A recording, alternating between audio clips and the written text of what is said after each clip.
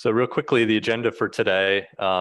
Thank you to all. I know I'm recognizing some names that we've seen all along here, but if you're new, we will briefly go over what the new Mix project is and why we're doing it. We'll talk about what is a planning and environmental linkage study, which is the type of study that we're performing at this time.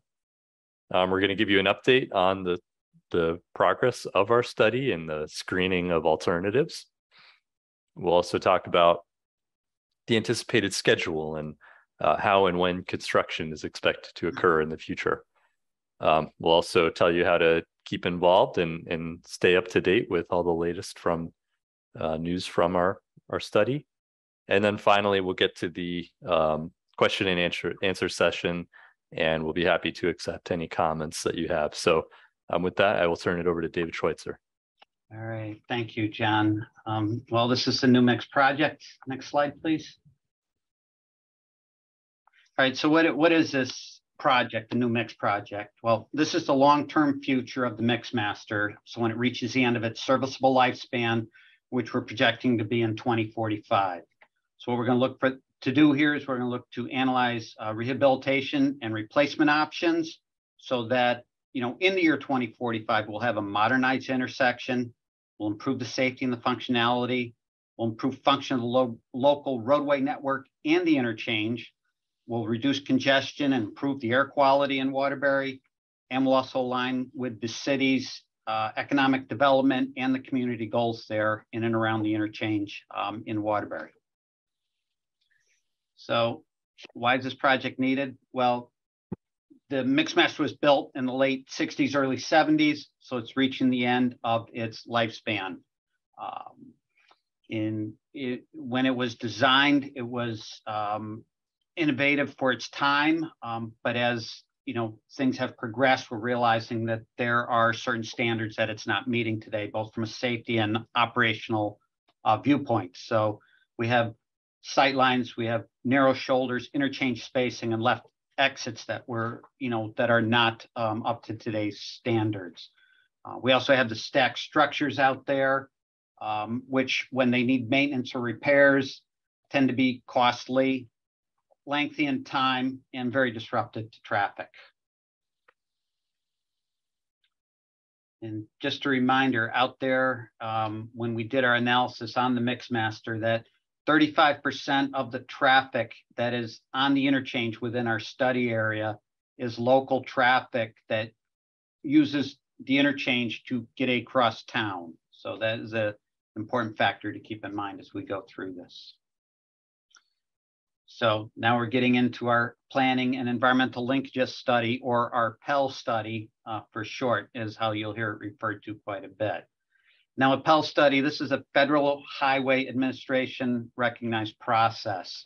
And what this allows, or what this process does, is it allows the design team to get an early start on technical studies, the outreach, and the public involvement. And the one thing to note is that this design team is not just engineers, not just bridge and roadway engineers. We also have our planners, our urban designers, our environmental specialists, and our public involvement specialists. So we get a full team that really looks into this. So we're not only looking at the transportation issues, we're also looking at the transportation planning issues, the urban design, and then also, really understanding the environmental and the community concerns when we're out here. And, this allows us to identify the key issues and the risks associated with these projects. And the intent of the PEL study is that it informs the NEPA process, which comes next. Now, NEPA is the National Environmental Policy Act, which will follow this. So in effect, this PEL study is really the pre-NEPA process. Now, our study area here on what we're looking at as you look at this, north is to the top of the page. 84 runs left to right across the sketch here, with going between exit 17 and exits 23. Route 8 runs top to bottom through the middle of the page, pretty much paralleling the Naugatuck River. And that goes from exits 30 to exits 35. But one thing to note about this study area it's not just the main lines, the Route 8, I-84, or those ramps that connect it. It's also looking at, major intersections, other arterials, and the local roadway network throughout the study area that we've defined.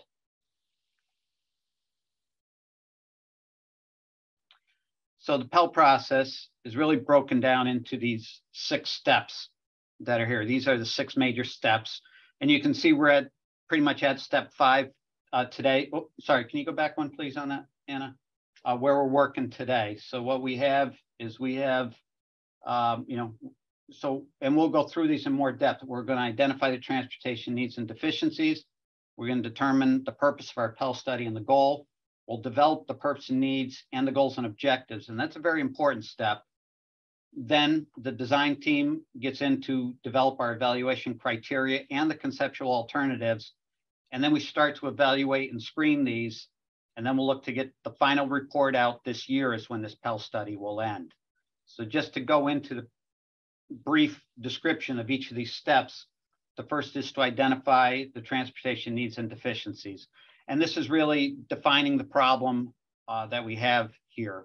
And what this allowed is the design team, to get out there and to look at the existing transportation issues so that we collected a lot of data.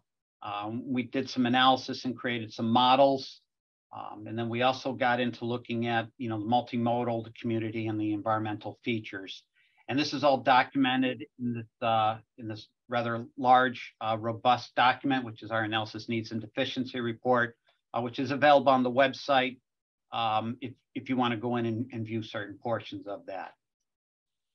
The next step, really at the start of this Pell study, now that we could identify what some of those needs and deficiencies were, was to go in and determine the purpose of the Pell study and what the goal was. And this really starts with the vision statement. And I feel it's always important for me to read this out when we're in these meetings so that everybody can, takes a little time and digest this. So the Connecticut Department of Transportation desires to establish a vision or master plan for the interchange that addresses and balances the regional importance of the Mixmaster for commuter traffic and motor vehicle users, while also improving multimodal services, local connections, and livability within the city of Waterbury to enhance and support social equity and economic vitality. So that is the vision statement that we had as we went into this Pell study. Now, the next step in this, and this becomes a real important step, was establishing the purpose and needs and the goals and objectives. Now, this first part is really our purpose and needs, which are at the top. And it's a little reversed. The needs are really defined as showing what the problems are out there that we found through our analysis, which are the structural deficiencies, geometric deficiencies, and the operational or traffic deficiencies that are out there throughout our study area. And then the purpose really is the solutions to these. And they're fairly straightforward. It's, to improve the bridge conditions on I-84 and Route 8, to improve the I-84 and Route 8 roadway conditions, and to improve the level of service on these main lines and also the associated local roadway network. And these kind of are looked at, and as we get into our screening, you'll start to understand that those purpose and needs are, I'm sorry, I lost the presentation. Did anybody else lose it? Yes, just 1 second. Okay. So what those purpose and needs are really become the fatal flaws for an analysis. But what becomes important then is looking at what is below, which is the goals and objectives, or what we can call the intended outcomes for this project. And these become more in line with what was found on the environmental and the community concerns, and then also some more refined transportation concerns. And you'll notice on the left side of those intended outcomes, the goals and objectives, you'll see along the lines of, it's allowing for, more connections to the Naugatuck River and the greenway that's going down there. You know, we want to improve access to the downtown and key destinations, you know, and then also support the city revitalizing goals of the central business district. Then going on to the next step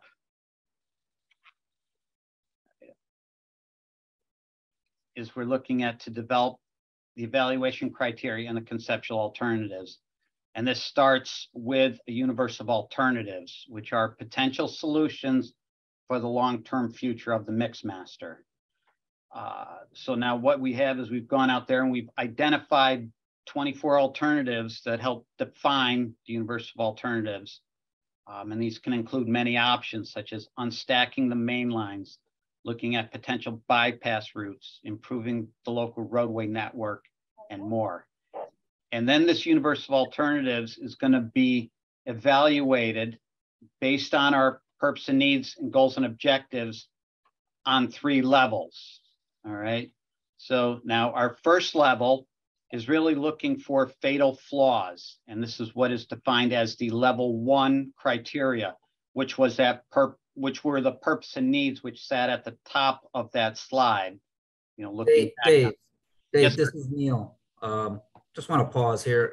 Anna, can you, because I guess we're seeing, at least I am, we're seeing just the, we're seeing notes and we're not, you got to swap the view. We're not seeing the PowerPoint. I just want to make sure everybody is on the same page. Yeah, that's right, Neil.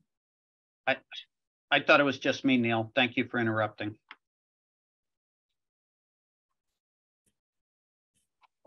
My apologies. Are you seeing the correct screen now? Yeah, I am seeing it. Okay.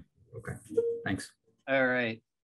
So getting back to, all right, so we have this universe of alternatives, which is 24 alternatives that we've defined for the Mixmaster interchange. And now our level 1 criteria, which we're looking at right now, is we're looking for fatal flaws with those alternatives. So what we're looking at is that top line, our purpose and needs of this project. You know, does it improve the bridge deficiencies, the geometric deficiencies, or the traffic deficiencies that we found out there? And then after we get through that screening level, now some of the alternates will pass this and some won't, and they will get screened off at that point. Then we get into our level 2 and, you know, eventually to our level 3 criteria. But it's important to note that this level 2 starts to look at that bottom half of that slide where it's the goals and objectives or the intended outcomes. And this is really where a lot more of the community and environmental concerns come into play, and what is wanted for the city or the stakeholders with this project. And then also some refined transportation goals and constructability and cost are all figured in as we get into this level 2 criteria.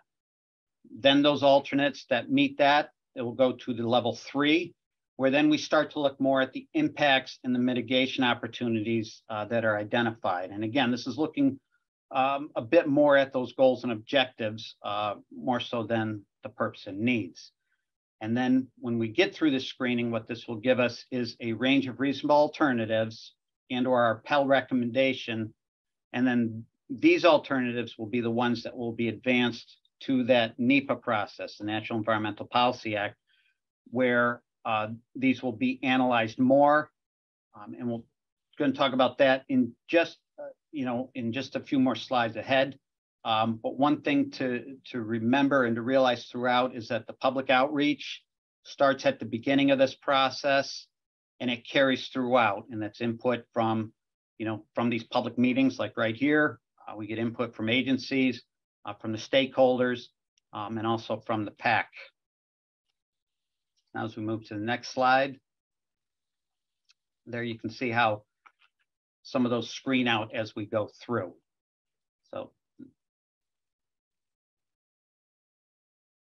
So what this is giving us then, next slide, please,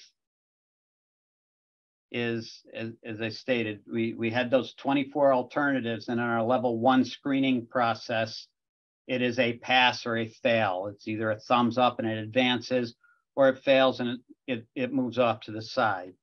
So of these 24 that we had, 14 of these alternates were dismissed or failed to address the transportation need or were fatally flawed. 9 of these conceptual alternatives did advance into the level 2 screening. And then we also have the 1 no-build alternative that must be retained for future evaluations. So we have the 24, 14 failed, 9 advanced, and then we had the 1 no-build. So, and now this screen here is what is available on the website, showing all 24 of these alternatives. There's also a very good instructional video showing you how to utilize this. The alternatives are what is below that first row, as that first row kind of groups the different alternatives into different types of rehabilitation or replacement project. And then you're able to click on each of these alternatives and it will give you a graphic of that alternative. So you can see a picture, and then it gives you a description alongside it also in what is called a story map approach. Now, as what's shown here, these alternatives in white are the ones that advanced past that level 1 screening, while those in red were the ones that did not advance. So, and then just another looking as we start to head to this next levels, you know, the level 2 and the level 3, you can see we have what really in the top half of this circle were our goals and objectives, or those intended outcomes of the project, you know, highlighting the community and environmental concerns, also some refined transportation concerns. And then we also need to look at what the cost would be, you know, to make sure there are phasing opportunities and that the resources are available for this. And then we also have to look at constructability so that, you know, we can phase this project, you know, we can minimize the impacts to the commuters and the community while we're building this.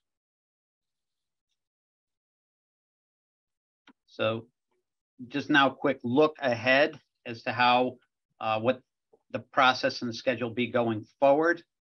We are right now in the Pell process. So what this will do as we look through, we'll get through our level 2 and our level 3 screening, and then we'll come out with that range of reasonable alternatives. We're expected to finish that by the end of this year. Then it will go into the NEPA process, which again will take a harder look at those range of reasonable alternatives, and that will identify a preferred alternative.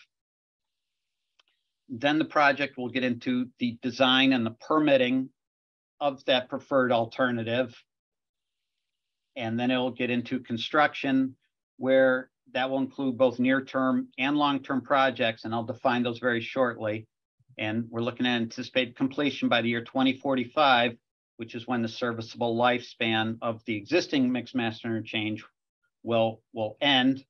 And we're looking to initiate this in the early 2030s is when the construction is anticipated to begin. So as I mentioned, there are the 2 types of projects that were listed on the previous one, but there's also early action projects. These are looked at as standalone. No, go back, please. These are looked at as the standalone improvements to the highway and the local roadway network. These can be smaller in nature, and I'll define those a little bit more in the next screen, in the next slide. But first, the other 2 projects that were defined are the near-term projects, which are improvements to highway. These will normally take place on the legs of Route 8 or I-84 as it's approaching the core of the interchange. And the long-term projects, which are right at the core of the interchange, that is where there's a lot of those elevated structures where I-84 and Route 8 meet, and there's a lot of those ramps connecting them. We're calling that the long-term projects. But to provide a little bit more information on these early action projects, these are smaller standalone improvements to the highway and or the local roadway network. These projects, we want to improve traffic flow and safety now while there's still the long-term planning for the new mix project is ongoing. We're carrying these out in coordination with the city of Waterbury. These are independent of the new mix project, and they will go through a separate process. And there's a number of these early action projects that were identified, and they are progressing. Some are in the study phase. Some have had reports written on them, and they are being evaluated. Some have gone into preliminary design, and others have looking at what that project was entailing and the efficiency of it with the ongoing rehab project were turned into change orders within the rehab project so that they could be constructed, while the ongoing rehab project is going on. Some of them involved where the temporary bypass for Route 8 North was pulled out, so that we're building something once and we're not going to be, having that contractor build it a certain way and then come back in a couple of years and rebuild an intersection. So, and there'll be more information about these early action projects. It'll be available and it'll be coming out in the coming months. And this information will be available on our website. And now I'm going to turn it back over to Anna, because she's going to explain to you, how you can stay involved with this, where to find the website so that you can keep gathering this information and staying involved with the new mix. So for people who want to learn more, there's a lot of information, including the reports David mentioned, on the website. But also on the website, you can leave a comment or ask a question 24 hours a day, and somebody will get back to you. The website also has links to previous public meetings in case you missed them and want to see what was discussed, along with the presentations for those meetings. Finally, you can sign up for email updates on the website. And with that, you would get email alerts to a public meeting or a new opinion poll or survey that we're doing. Not everybody wants or likes to use computers, so we also have a phone number that people can call us at and leave a message asking a question or just leaving a comment. But if you do want an answer to your question, please be sure to leave your name and phone number so we can get back to you. We also have a project email, which is shown here as well, the newmixwaterbury@gmail.com, our webpage again, and a reminder to sign up for email updates. I'll leave this on the screen during the Q&A if you want to jot down any of the information, but the presentation will also be on the website after this meeting ends. With that, one more note about the next public meeting. Is anticipated to be in spring, April, May, and hopefully in person as an option and virtual. The topics covered will be the level 2 and 3 screening results, the new revised range of reasonable alternatives, and of course, getting input and questions from the public. So with that, I would like to turn it over to John Dean again to open the Q&A session. Great, thank you, Anna. So at this time, we'll take any questions or comments you may have. If you would like to raise your hand, and I can call on you in the order that folks come up, or feel free to insert something into the chat if you'd like me to address it that way.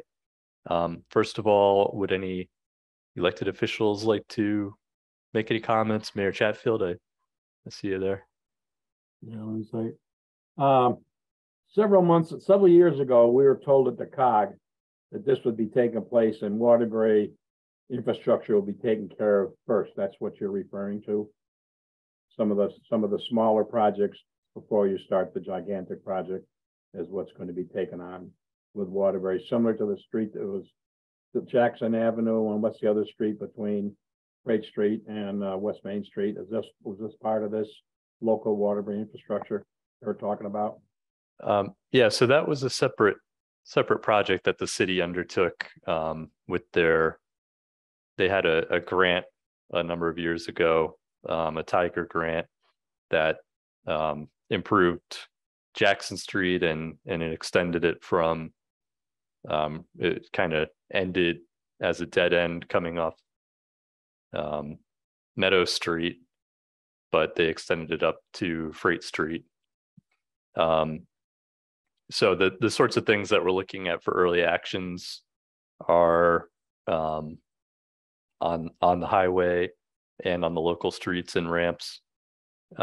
These are things that, as we identify issues that can be solved by smaller projects that won't conflict with kind of the larger plan for the eventual reconstruction of the interchange, we're able to initiate those as separate projects and move those forward. There will be another round of projects that we're calling near term that may be more tied to the larger interchange project. Those would have to come after the conclusion of this study, and they could provide some larger scale improvements that will help with the traffic handling and phasing of the future replacement. But those are still a little ways off. Thank you. Thank you.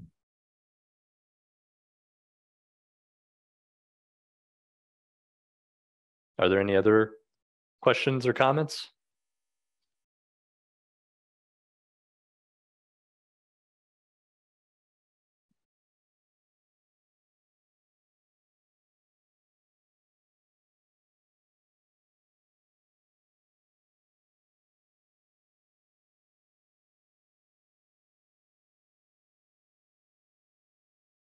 So again, we will have the opportunity for folks to leave comments anytime on our website. You can call the number that you see on the screen, or email at us email us at thenewmixwaterbury@gmail.com. I know we kind of threw a lot of information out. John, I was just going to add, again, Neil Patel, DOT. Just going to add, I know Dave and John, we were just talking about early actions. Something that you'll see outside of the New Mix well, it's within the New Mix program, but something coming fairly soon will be a notification for a public meeting regarding one of those early actions.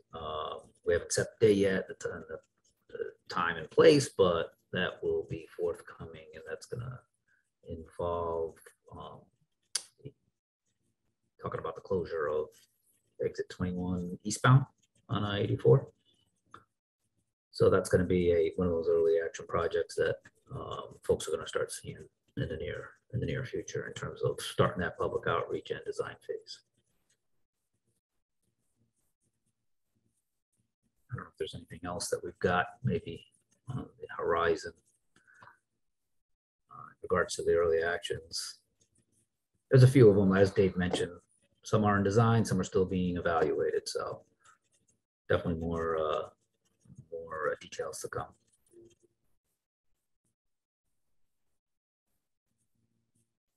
Yeah, thank you, Neil, for adding that. So we did get a question in the chat. The expectation is for the 84 West connector to 8 southbound is to be done when?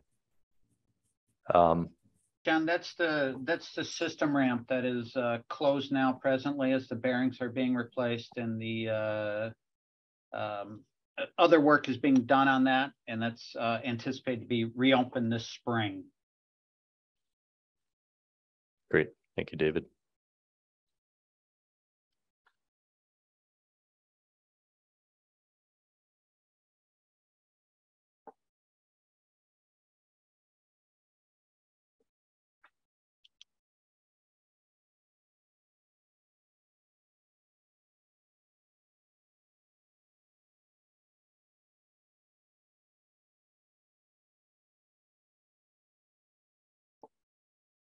Give folks another minute or two here. I don't want to cut anybody off if there are any other questions that are outstanding.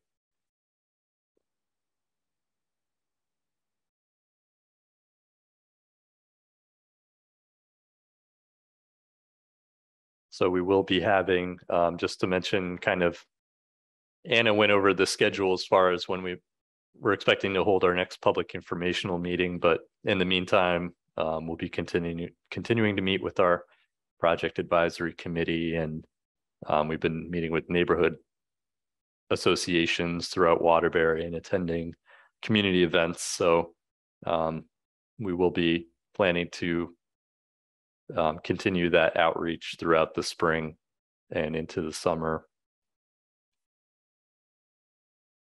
So please stay tuned to our email updates, and you'll be notified of any events that we might be attending.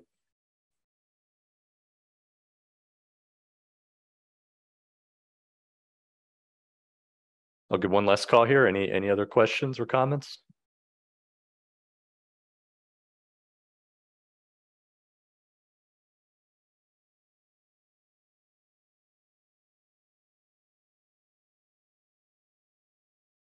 Okay, well, thank you all for your time. We appreciate you taking the time out of your day to join us, and hope to see you in the future. Thank you. Thanks, everybody. Take care. Bye, thank you. Thank you. Thanks, everyone.